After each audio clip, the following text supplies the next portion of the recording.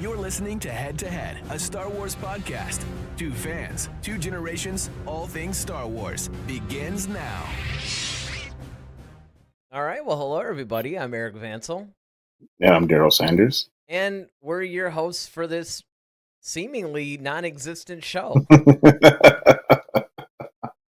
Right. We, Exactly.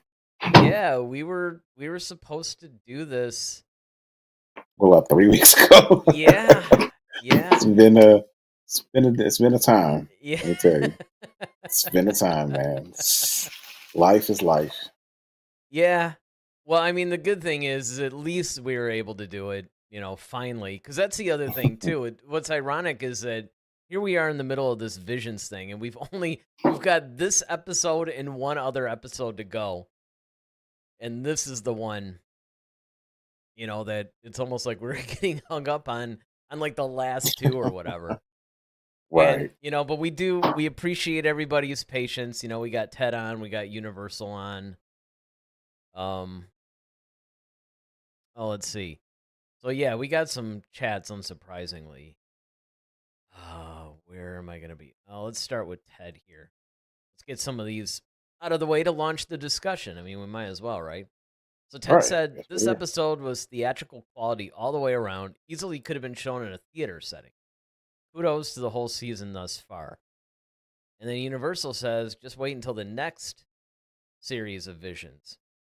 He says it'll be called Star Wars Visions Presents. So that's intriguing.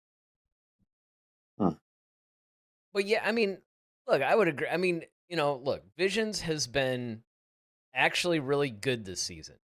We're coming up on the end. And I mean, each episode, sure, you're going to have some episodes that are better than others, but I would say that they're all actually meeting a minimum, like level or whatever of quality. Like they're not in the previous seasons. I remember we were just struggling Yeah. to get through, and then even to the point where both of us had moments where it's just like, man, I'm not even really in the mood to watch this, but I have to because we're doing the show the next day or whatever, and it's just and in season Right. 2 or volume 2, they always call these things by volumes, right? Mhm. Volume 2 actually changed it a little bit. Like there was still the typical Visions issues or whatever, but I think maybe because it was done by a bunch of different studios from different countries that there was some interest there. But this season just seems to, I don't know, it just found its stride or something, because a lot of the problems that you and I had, like lack of context or, real esoteric, surrealistic, bizarre, artsy storylines, I mean, everything has actually been good. And yeah, Ted, I would admit that too, is that, I mean, honestly, not even just this episode. I think a lot of these episodes could have been shown theatrically and would be right at home with it.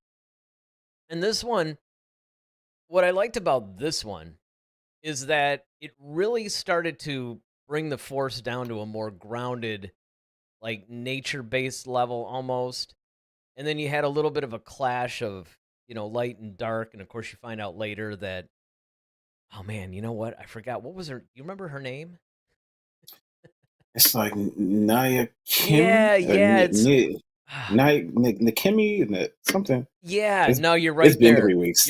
I know, and that's the problem. It's like I actually watched. So here's what's funny. I watched the episode again. I think last week, like when we thought we were gonna do it last Mhm. Monday or something, Tuesday. Right. I was like, okay, I better watch this again. Well, of course, we finally do it, right? And I just haven't Right. watched it. So I mean, her name escapes me at the moment. If you guys know, you can chat it. You guys keep us. Yes, I just looked it up really quick, and it's Nikimi. Nikimi. Yeah. I guess that's how you pronounce it. It's Nakime. Mm-hmm. I mean, I'm probably butchering it. Well, Sorry I'm to my sure. Asian counterparts, but Yeah. Well, hey, what can we say, right? I mean, hey, but the thing is, I mean, I The think black names are not easier to pronounce either. So that's true. That is very, very, very true. on But this Dr. King holiday. yeah, right, Sorry. right. Yes. That's right. On the American side. Listen, I've already gotten enough trouble over the last couple Yeah, of days. no. I'll have to tell you later, but I Uh-oh. yeah, man, I gotta retire for a while. Oh, I can't wait. Yeah, Uh, yeah. But anyway.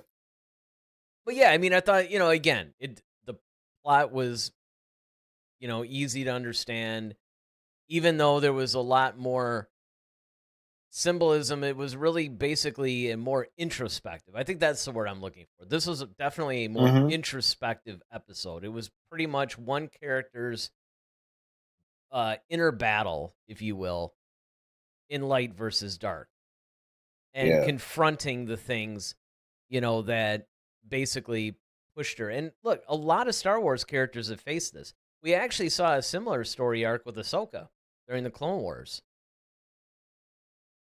Um, are you talking about the, uh, not when she was on trial, No, or are no, you no, no. talking about when the later ones when she was kind of like, on No, her it own? was it was I think it was still part of that whole um, father son Oh, yeah, daughter yeah, yeah. story arc, and she started to kind of turn a little bit dark, and Yeah, Anakin was trying to confront her about it. And if you remember, I remember when we first watched it, we thought that, ooh, is this because, obviously Anakin couldn't have Ahsoka when he's Darth Vader, right? I mean, right.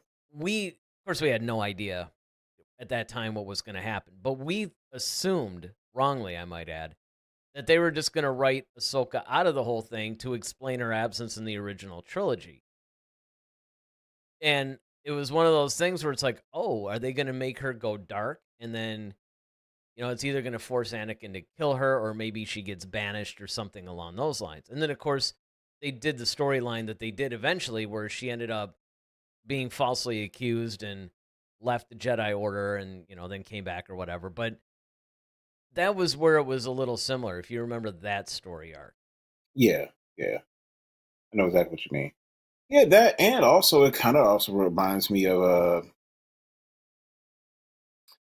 uh, a little bit of Kanan. When he lost Yes. his eyesight, and he had to Yes. start to rely on the Force. Like that's what this also reminded me of it. I thought that was a great story too, because or almost like a Chirrut Imwe, Yep. where he was blind, but he was always saying that I'm one with the Force is with me, type thing, and having to rely on the Force and relearn how to use the Force in a different capacity because now you're short physical vision. That played a big part into this as well. So I thought that was an interesting twist. Yeah, I mean, and a lot of this, like I said, the whole introspective vibe, the fact that, obviously her master is trying to warn her, like, hey, you're being too emotional. It's the typical things that lead to the dark side, obviously. And she has to confront Hmm. that Sith-like character who kind of reminded me. I mean, there's almost like a little bit of a Shin Hati thing going with her. Um, Yeah. but obviously, I think, if I got the symbolism right, it turned out to be like her inner. It was almost like when she was facing, like, the representation of her. I'm sure she was a real person when they were actually dueling or whatever, but it ended up being almost like they were doing a little bit of that Ray thing, where Yep. Ray had to basically physically, although they didn't do a battle, Confront that would have been herself cool. Yeah, but right, confront in, more or in less Rise of the dark Skywalker. side of herself. Yeah, exactly. Or that old that Clone Wars episode when we saw the evil Yoda. Yes. Mm. Yeah. Yeah, it's something very similar. And I thought that that was handled really well too. And again, I mean, there was a lot of really cool aspects of this thing, like how they were basically making the Force more like kind of a nature-based thing, which I think is more or less part of what Lucas's original vision was. interesting. See what you did there. Yeah, I know. I swear that wasn't planned. All right, Yeah, I mean, let me go ahead. interject a couple of these chats in here because these guys are basically asking some questions and well, Ted actually puts forth this. He says, "We had more about what it takes to become a Jedi in this short episode than many whole movies or series from Star Wars this far. So huge for me as a fan of the Jedi." And he's not wrong. I mean, actually, one of the things that I am finding really interesting, honestly, this particular season, this volume 3 of Visions, is it does actually explore a lot of themes where it doesn't seem so disconnected. That's the word I want. It's not so disconnected from the canon. Because, like, when you looked at the first season, especially, and even the second season, you definitely get the vibe that, okay, this show is definitely a what if, kind of some wild, thing that has nothing. I mean, there's a lot of things.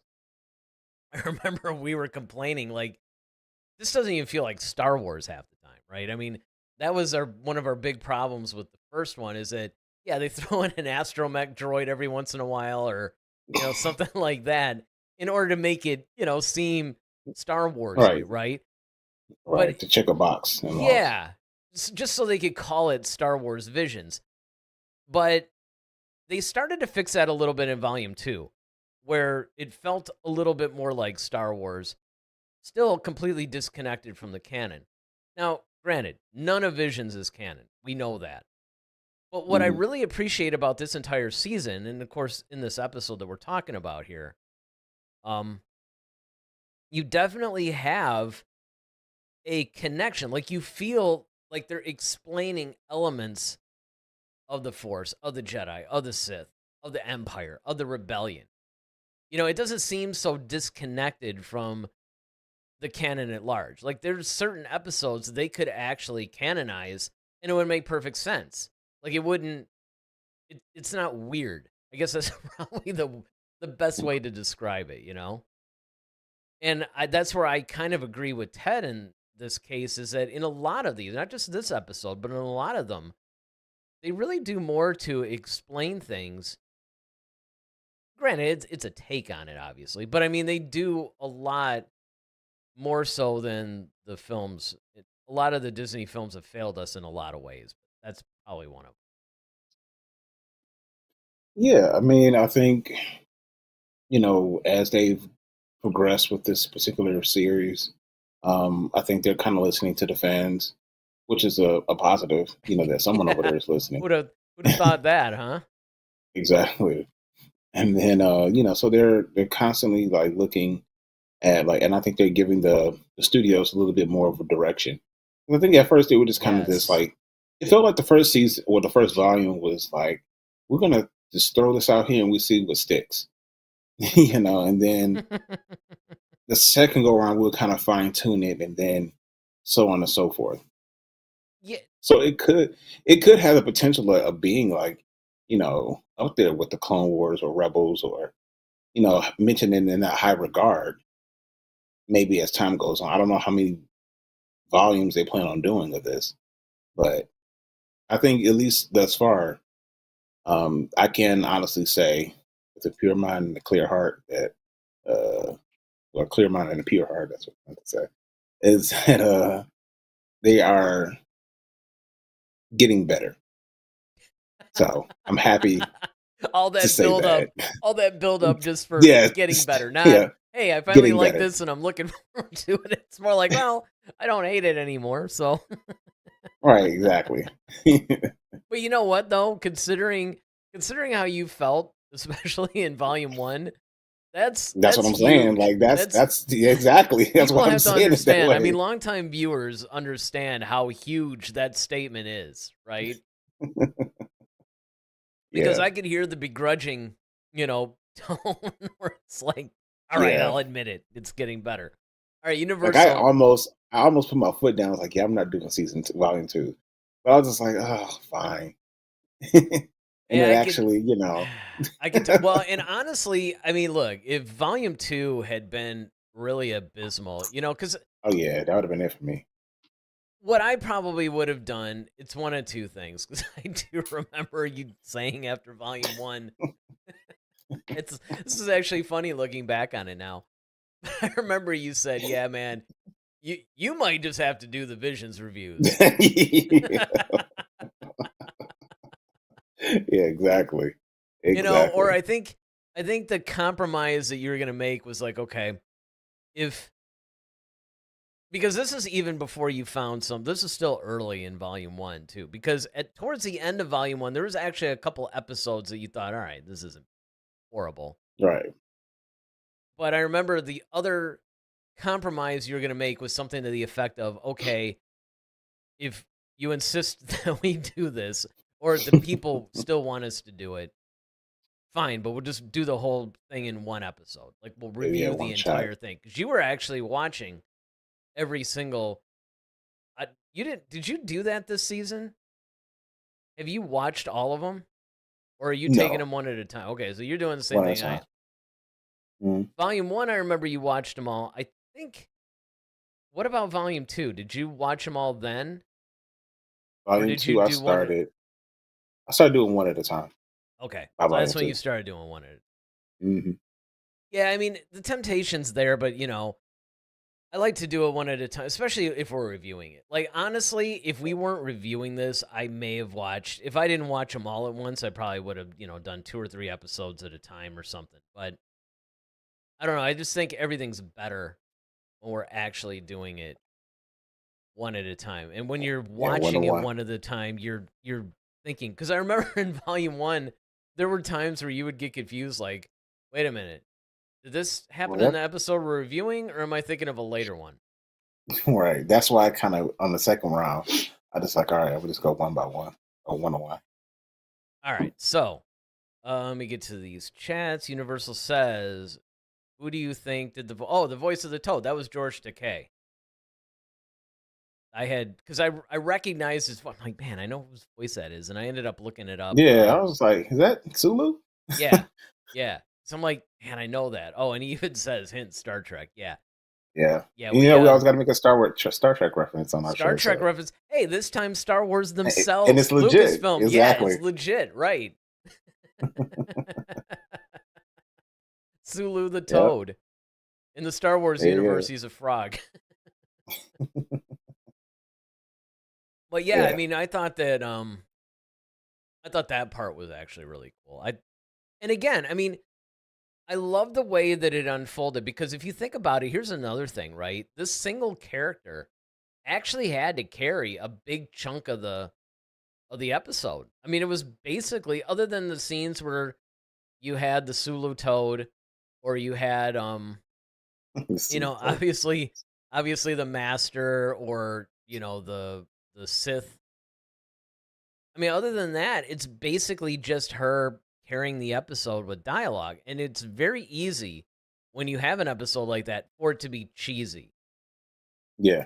for it to devolve in the Anakin, now this is pod racing, that kind of thing. Like, just, kind of that solo narrative, right? Like when they have to, I mean, obviously, most people wouldn't saying these things out loud. I might, but most people wouldn't actually say a lot of this stuff out loud.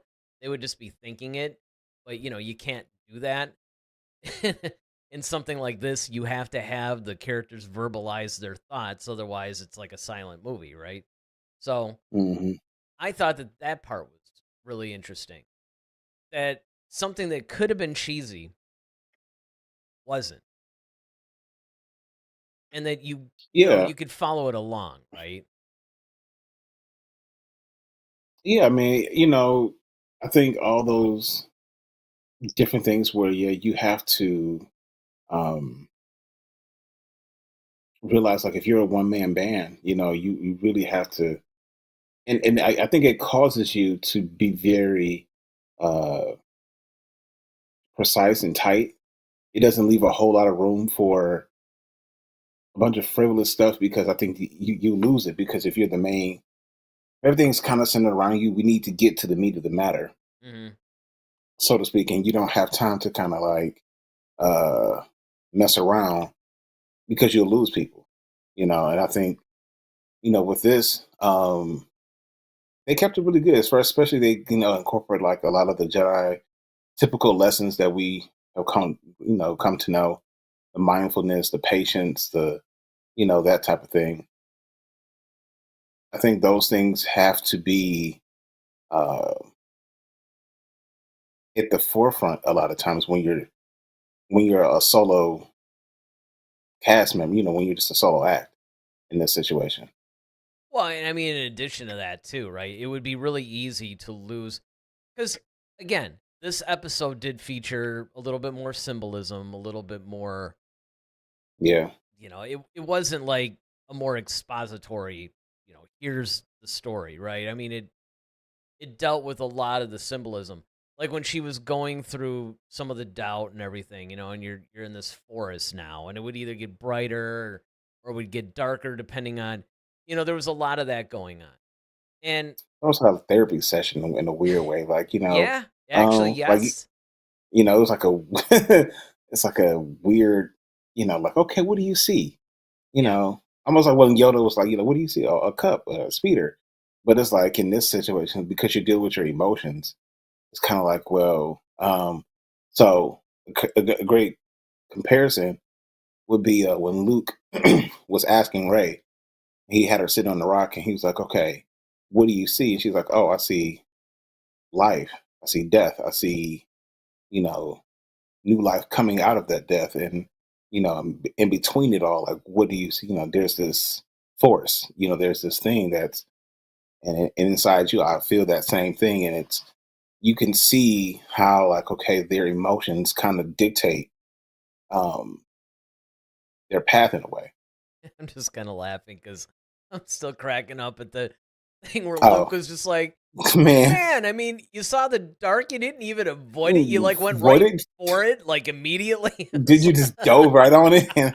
Like, you just try to run, or It's like, man, what kind of a monster are you? he's like, well, trying to show me something, I'm just curious, like, he's just That like, was- yeah, Every time I think of that scene, I crack up. It's funny because I actually haven't watched a lot of the Star Wars movies in a long time.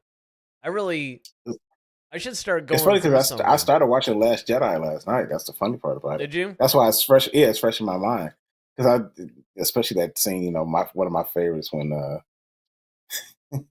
he's like, "Okay, sit on this rock. Fold your legs.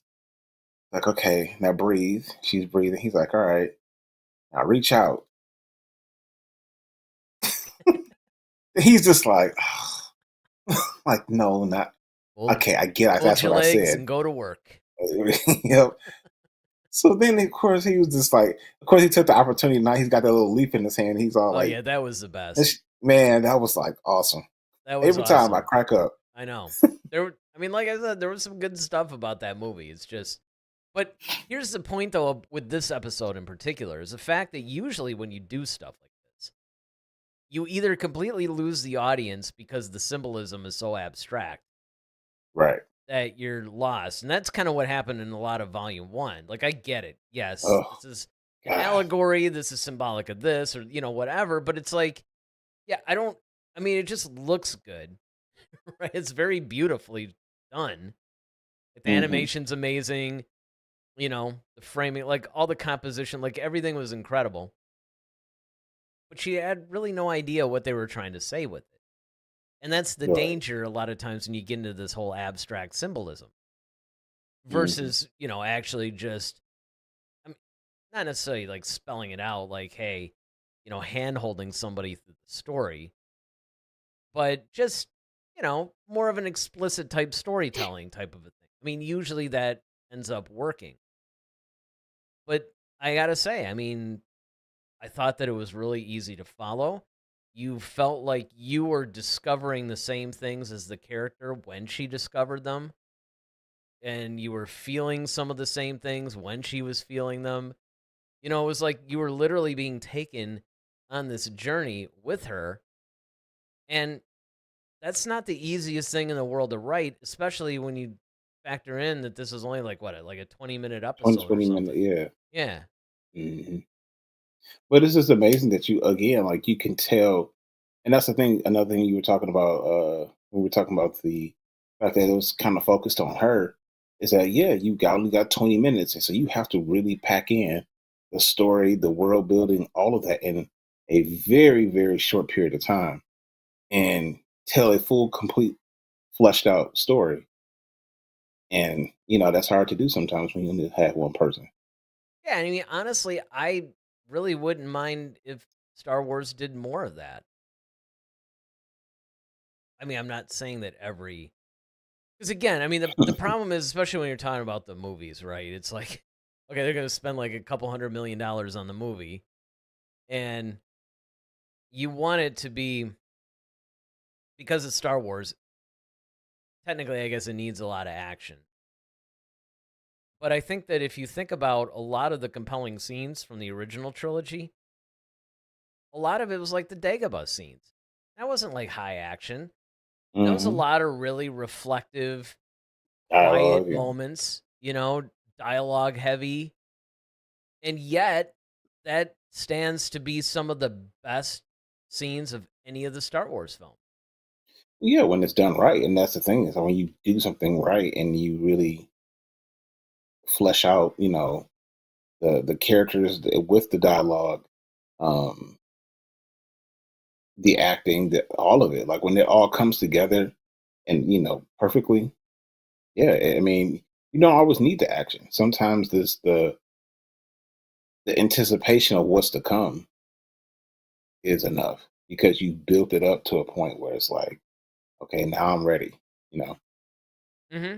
Yeah, absolutely. And I mean, I think that the one of the things that the original trilogy in particular does very well is the fact that they have pretty much, and again, it goes back to the whole poetry thing that Lucas is always talking about the different beats.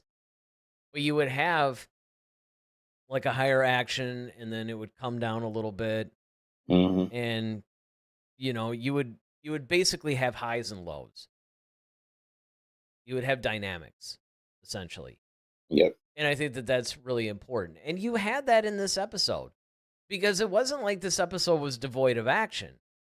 I mean, Right. you had a couple lightsaber duels, and then of course you had the Hmm. part where the master, was challenging her when she was like, "Oh, it's." She was happy to see him and thought like, "Okay, sweet, he's gonna help me on this." It's like, nope, he's gonna do what all the Jedi masters do. He's gonna give you a little nugget of wisdom and advice, and then Throw you to the disappear. wolves. Yep. Yeah, so you could discover it on your own, which I really thought was good. And I mean, at first I was skeptical because you knew right away this is probably going to be one of those slower, you know, more like dialogue heavy and cerebral type episodes. And after we had come off some really good action heavy episodes, I was at first like, ugh, I hope they don't mess this up. Because remember, that's one of the things is that I mean, look, after the previous 7 episodes, I remember in the last review we said, look, the likelihood of them blowing this in the last 2 is low, but I mean, the possibility is there.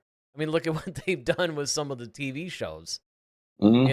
where wasn't it like it was probably one of the Mandalorian ones where it was like it was great right up until the finale or something.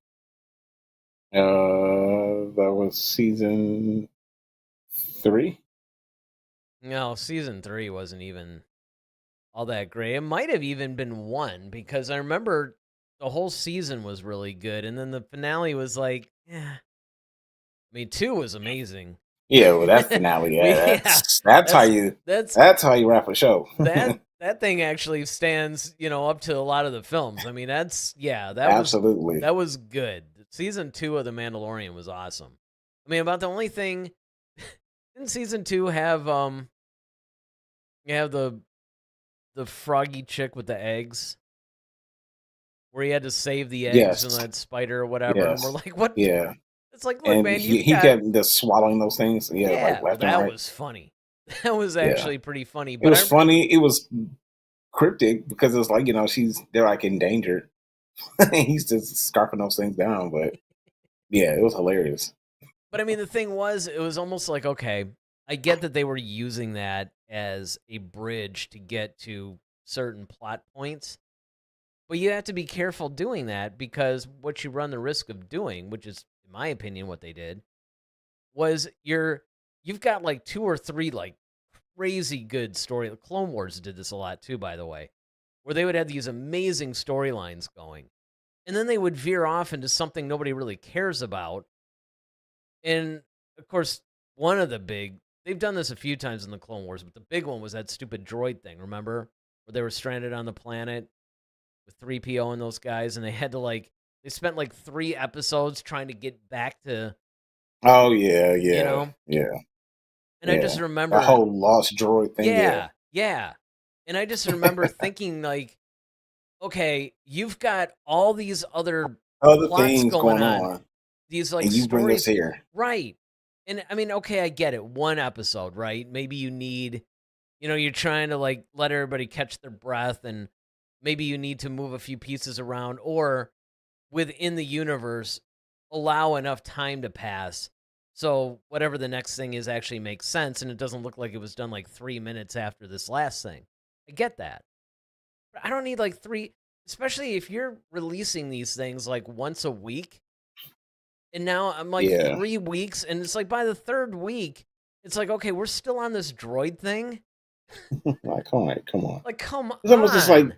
it's like the same thing though with Boba Fett though. Like when he was in the back of the tank, like okay, how long are Yeah. we going to come see him and floating around in the hot tub? It's just like, I mean, Well, granted, I he mean, at with least we get the that, flashbacks. yeah, there was a flashbacks, but it's true because look, they probably could have cut that in half, because the idea what they were trying to do was illustrate that the Sand People, started out adversarial and then became like, family to them or whatever. I get that. I see what they were trying to do. But they could have done that in like a third of the time, or half the time. Like they didn't have to spend as much time. I agree. Hmm. But that's what makes this episode so cool, is the fact that even though it was slower, and even though you did have quite a bit of stretches in between the few action scenes that were in there, I don't know, I never really felt bored, or I was pretty much engaged in the story. And I think that, especially for Visions to do something like that, I think that that's something, as far as having more stories like this in Star Wars, I think this is something that a lot of the Disney Plus shows, well, I mean, technically this is a Disney Plus show, but some of the But yeah, I live get you. The action live ones, action. yeah, Yeah. yeah, because look, in animation, they pretty much do it correctly. I mean, you know, Bad Batch, Rebels, Clone Wars, no complaints really. I mean, sure, you can nitpick little things here and there, but by and large, things are done correctly. Live action shows, at the Not so top, much. you have seasons 1 and 2 of Mandalorian and Andor. Kind of in the middle, where it's like, you have Ahsoka, Obi-Wan. Obi-Wan, and then, of course, at the bottom, we got the Acolyte, Book of Boba Fett. I mean, and look, Yeah. I'm sure there's people, like, every time it seemed that we would say things like that, like, our bottom would be Ronaldo's top. Like, you'd be like, what are you talking about? That's my favorite show or whatever. I remember. Right. I miss him. I do. I miss the guy. I don't know what happened to him. Hopefully he's okay. But with this episode, I think that having a lot of that, right? Having a lot of this slower, more cerebral, I guess is, type of storytelling, I think honestly benefited this episode and would be better for, I think, some of the Star Wars stuff moving forward. Again, it doesn't all have to. And you can argue that Andor in Yeah. a lot of ways is like that. Yeah. I think you should, like I said, when it comes back to genre-based Star Wars, I think you should start just having genres that where people can enjoy what they want to enjoy. You want the action, the myth, the lore type stuff. All right, you can go over here. If you want more political things like that, go here. If you want horror or uh, introspective type, things, then there's a category in Star Wars for that too. Yeah, but in order to do that, they're going to need to make See, this is where the argument of them making more than one or two projects a year comes in. Because if you're only going to make, say, a movie every couple of years, if we're just talking about the movies for a second, Mm. then you can't waste that on something, that is sort of a niche thing, You almost have to do the shotgun approach where, like, a lot of people would like it because it's once every whatever thing. That doesn't mean everything has to be like, fast screaming action or whatever, but I mean, it does have to be something that would appeal, I think, to more than just a hardcore fan. Like, for instance, in this particular episode, it sort of hints to the fact that they're dealing with the Force in more of an outside of just the Jedi Sith use of it. That it's a little bit more of the nature of the Force and not necessarily focusing on which group is using it and how they're using Yeah, it's kind of like they were. Um, I don't want to say grounded, but I think it. I know what you mean, because with I was thinking of that word too, where it's more organic, maybe. organic raw, that's what I was. Yeah. It's like more of a raw depiction Mm-hmm. of certain things, and I think that's Like in its you purest know form, sort of. exactly. Yeah. Yeah. No, without question, and that's one of the things that I think, really interesting about this, because it's basically a type of Force connection that we haven't really seen before. And I think if they start exploring some of that, it would be cool. But again, you have to be careful, at least with the movies for now, because on one hand, when they first announced, yeah, we're going to do like one every year, and then we might even do two in some years, it's like, if you have the resources to do that, great. Because if you want to tell a lot of different stories, and you want to tell a lot of different stories that appeal to different people, or I should say different types of fans, you almost need to do that. Because then it takes a little bit of the edge off. If they came up with like a movie that was similar to this episode, you wouldn't be like, okay, I mean, don't get me wrong, it was good, but now I got to wait like 2 or 3 years before they have another one. Or maybe they do something like the movies take the more broad spectrum approach, and then you dial it in with the live action series, which is, I think, something that you and I had suggested numerous times. Because, they could start out a concept in a movie and then really dig into it in the series. Yeah, Yeah. or vice versa. Yeah. Yeah. Yep, right. Start something out in a series and then do the Make a Avenger style thing. Yeah. yeah, make a Tie it up. movie and then yep. Mhm. Which is similar. Well, Kind of Mandalorian Grogu yeah, kind I of was doing. gonna say that. I was gonna say that the Mandalorian Grogu is like that. It's kind of like that, because it makes me wonder then, because if you remember before, what we would always say is, okay, what they should do is you have Ahsoka, you have the Mandalorian, you have the Book of Boba Fett, and then you decide, okay, this will be like the phase one, if we're gonna borrow Marvel terms, and then Hmm. we tie it up with this movie, and then when we do the next season of these shows that takes place after this movie, well, that's entering phase two. And Hmm. then after a season or two or even three, we tie that up with another movie. And that's certainly a viable way of doing it. I mean, honestly, I think that that's what they should do. Now, of course, we did get confirmation that the Mandalorian Grogu is not in place of season 4. Because remember, we thought that season 4 was Right. kind of shaky, so he's just going to make it into a movie. Well, that's not the case. Right. There actually is a Mandalorian season 4 story, and it's not the Hmm. Mandalorian and Grogu. So, that part's cool. Yeah. I mean, what was your overall thoughts on this? Like, if you know how we could use that do our rating thing, what would you rate Yes. this particular episode? I'd give it like a solid 7.5. Because I I'm with really you on that. like I really like because again, I mean, it's That's not. I think that's a very fair.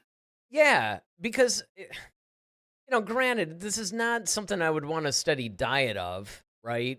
But because I do like, the war part of Star Wars. I do like like the last Hmm. couple episodes, right? They've been a little bit more general. This one is more of an exploration.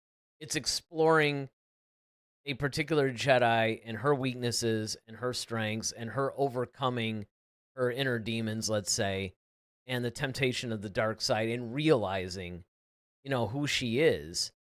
Because again, the part that we didn't really touch on is that um you basically have this tug of war going on. And it's an interesting thing to see sometimes. But I thought I'm giving it that because I thought it was just so well done that, it would be unfair to just punish it because it's not something that I want to, like see. Keep 'Cause, seeing. it would be tempted to give it like if it's something on an enjoyment level, even though I mean I did enjoy it, but you would usually probably give this thing more like a 6 or something. But I don't know, I thought it was a really well done episode, honestly. Yeah, I would concur with that. I think 7.5 is very uh, gracious and very, it allows for um, nuance and things to kind of come into play because there's little things in there that are, are really good, and then there's some things that's kind of like, okay, this is cool. And it's not setting the world on fire. It's not bad. You know what I mean? It's just, Yeah, I it's like, all mean, right. right. It's good for the type of episode it is, but you And wouldn't yeah, want to hang the entire franchise on this style, maybe. There's other precisely. episodes.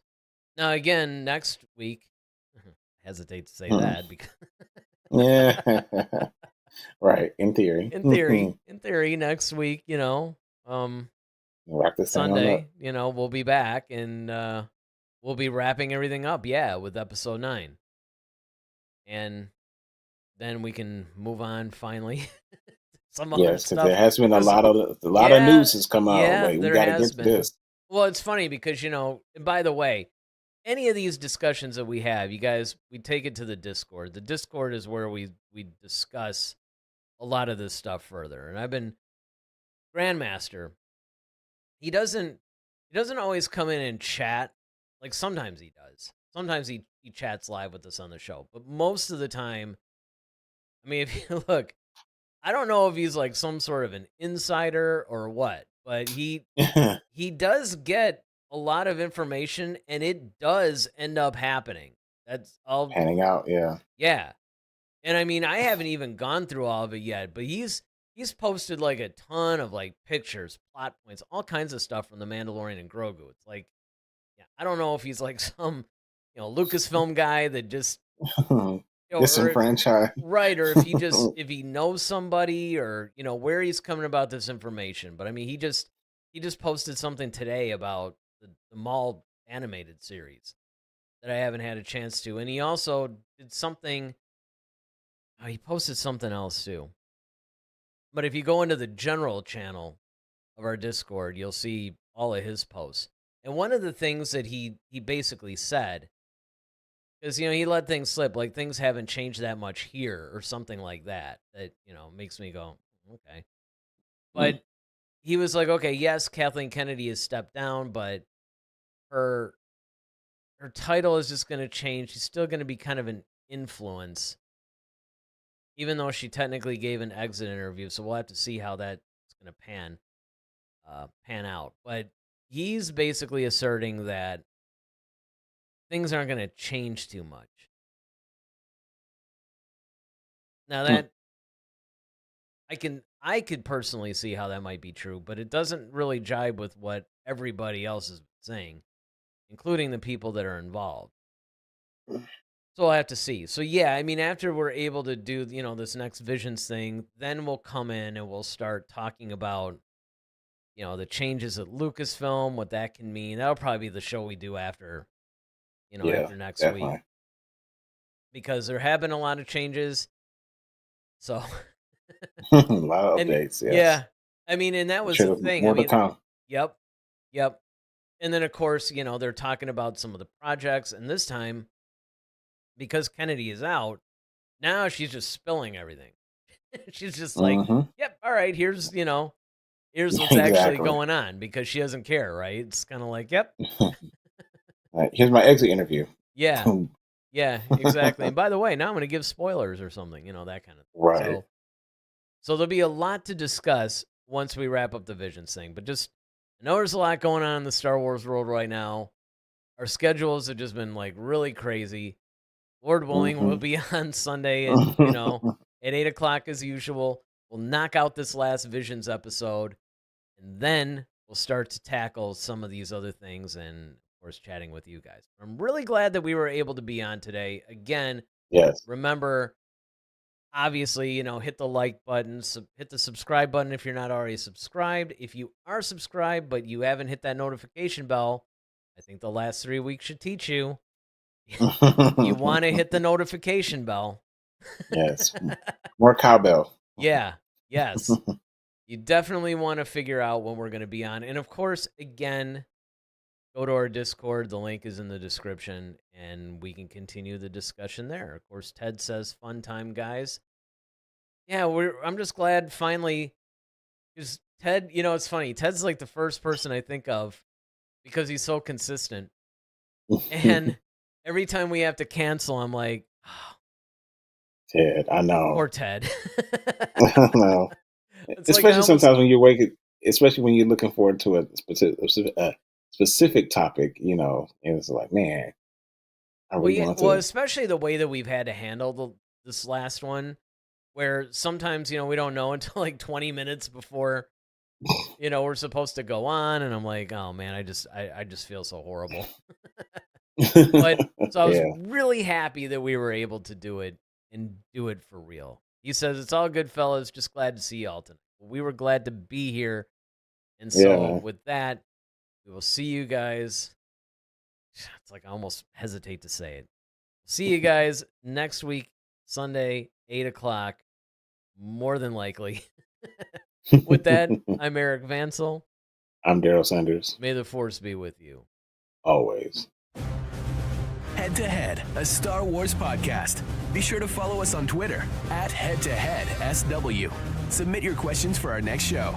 Visit our official website at headtoheadswpodcast.com. Until next time, may the Force be with you, always.